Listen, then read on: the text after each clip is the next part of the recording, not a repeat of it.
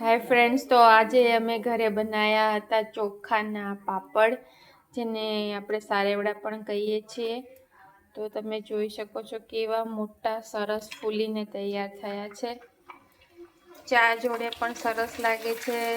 દાળ ભાત શાક રોટલી જોડે પાપડની જગ્યાએ પણ તમે આ ચોખાના પાપડ લઈ શકો છો.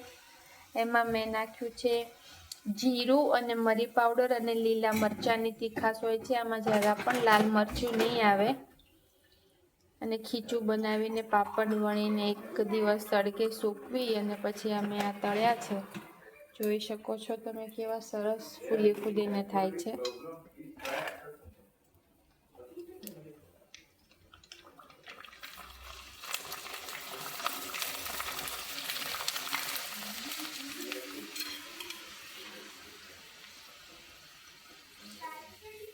જો આની ફૂલ ડિટેલમાં રેસીપી જોઈએ તો કમેન્ટ કરજો.